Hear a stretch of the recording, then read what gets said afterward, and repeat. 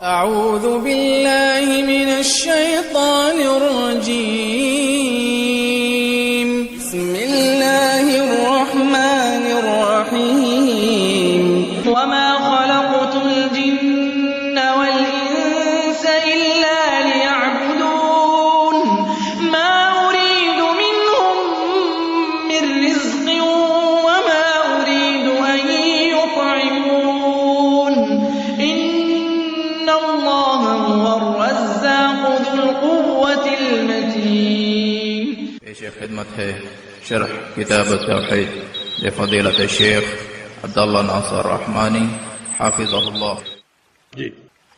وعن أبي هريرة عن النبي صلى الله عليه وسلم قال: من أتى كاهنا فصدقه بما يقول فقد كفر بما أنزل على محمد صلى الله عليه وسلم. رواه أبو داود.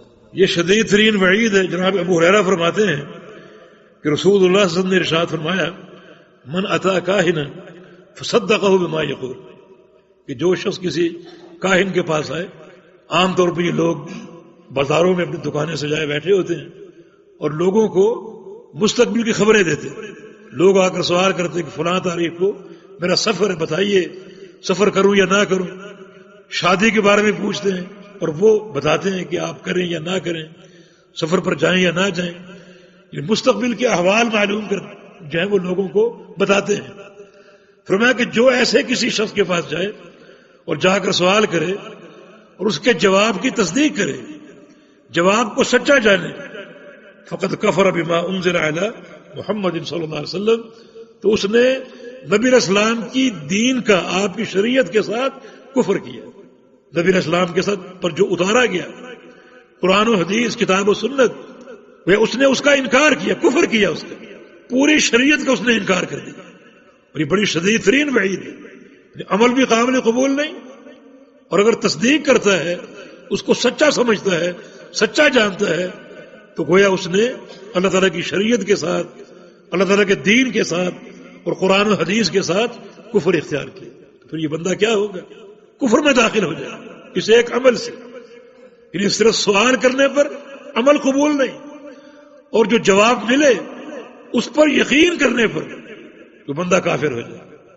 اس نے اللہ تعالیٰ کی شریعت کے ساتھ کفر کیا، انکار کیا اس نے. تو یہ شدید ترین وعید ہے ایک کاہن کے لیے. یعنی کاہن تو ہے ہی وعید کا مستحق، لیکن جانے والا بھی اس شدید ترین وعید کا مستحق ہے. اس کا یہ عمل جو ہے، اس کا جانا اسے اعمال صالحہ سے محروم کر دے گا، اور اس بندے پر یہ حکم لگے گا کہ وہ اللہ تعالیٰ کی شریعت کا منکر ہے اور اللہ کے دین کا باغی. لہذا اپنے کردار کا تعین کیجیے.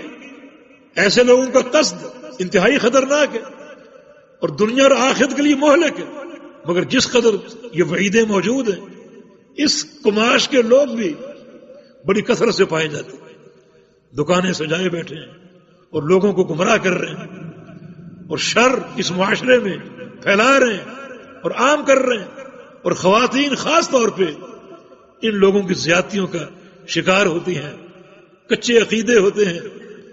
تو خاص طور پہ خواتین کی اس تعلق سے حفاظت کی جائے.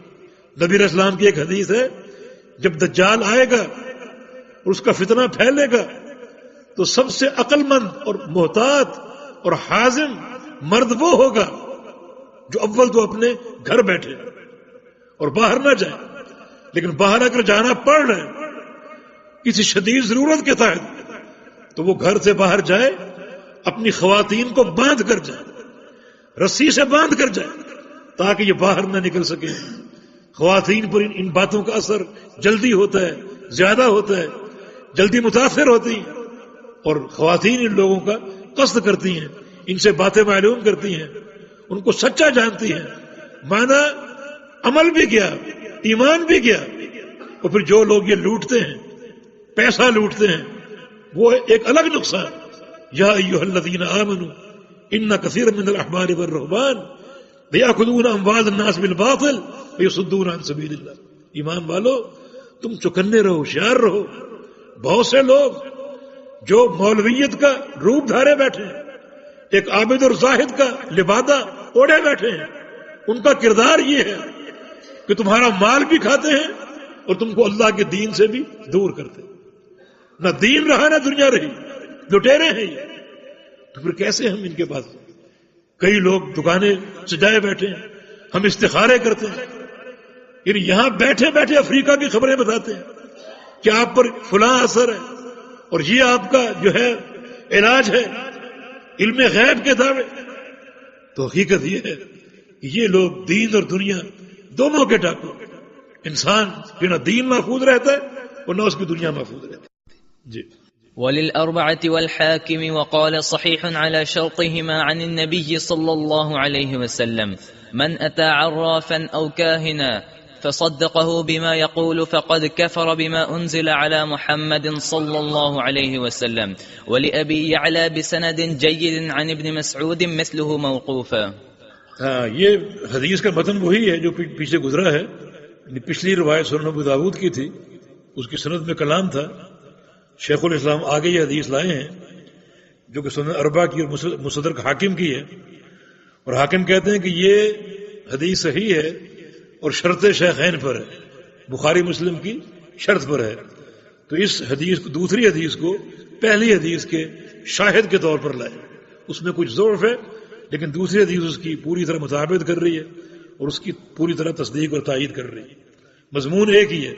رسول اللہ صلی اللہ علیہ وسلم نے ارشاد فرمایا کہ جو کسی عراف کے پاس جائے یا کسی کاہن کے پاس جائے، یعنی کاہن کون ہے؟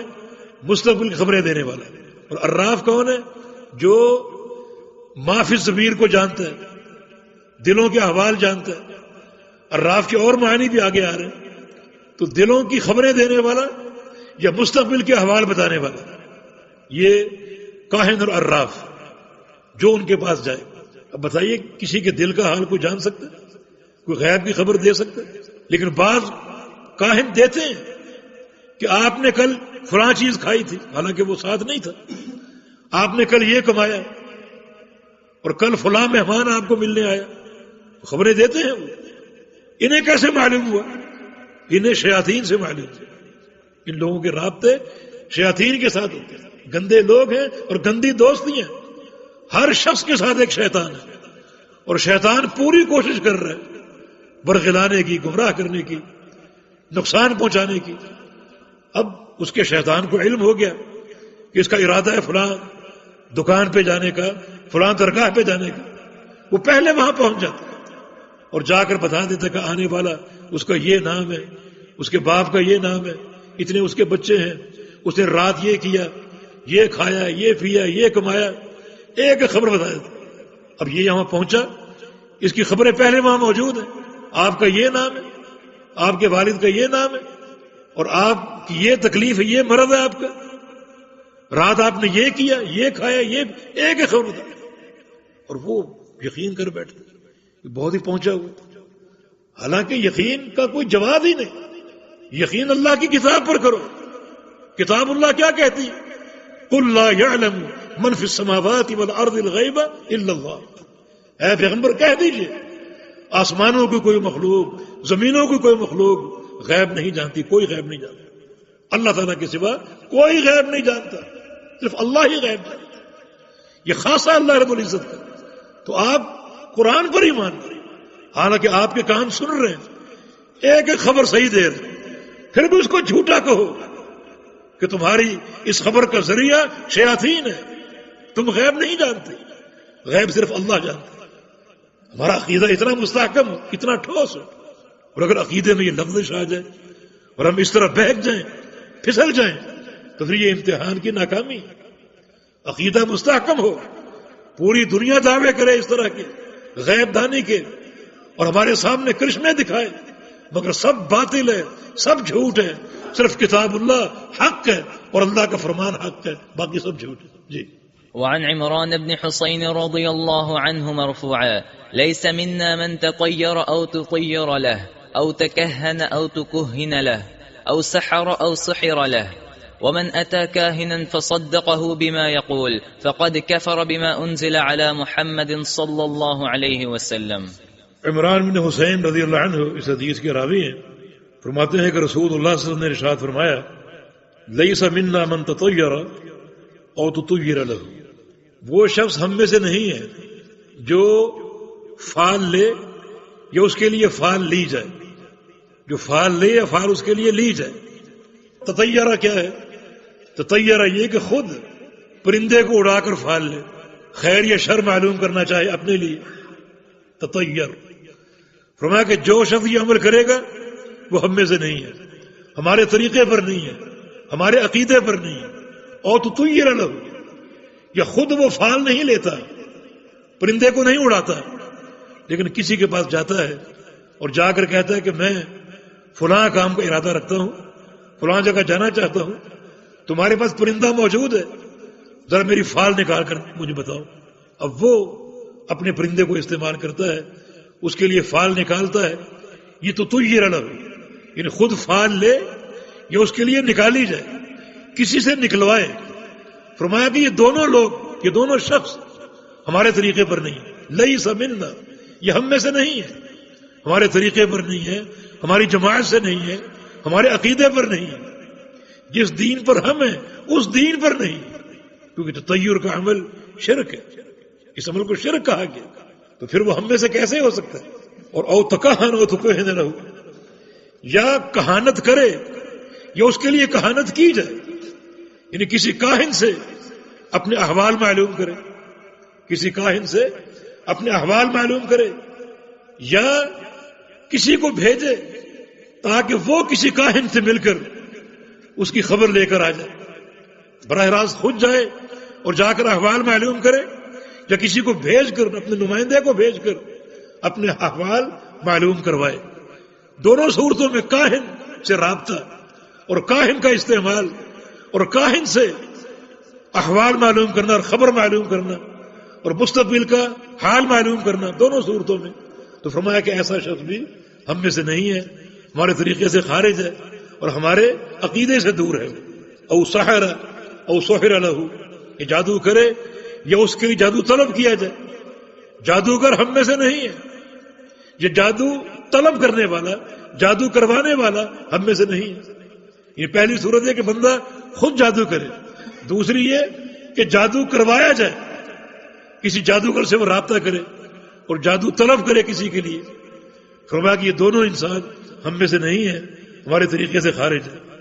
اور فرمایا کہ من اتی کاہنا فصدقہ بما یقول، اور جو شخص کسی کاہن کے پاس آئے اور اس سے کوئی سوال کرے اور اس کے جواب کی تصدیق کرے، فقد کفر بما انزل علی محمد صلی اللہ علیہ وسلم، تو اس انسان نے کفر کیا اللہ کے پیغمبر کے دین کے ساتھ اور اللہ کے پیغمبر کی شریعت کے ساتھ، اس نے کفر کیا ہے جو کسی کاہن کے پاس جائے اور اس کی بات کی تصدیق کرے۔ جی۔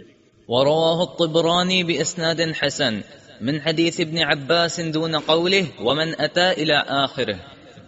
یہ حدیث جو آپ نے ابھی سنی مسند بزار کی ہے اور سند اس کی حسن ہے، اسی حدیث کو طبرانی نے روایت کیا ہے کتاب اپنی اوسط میں۔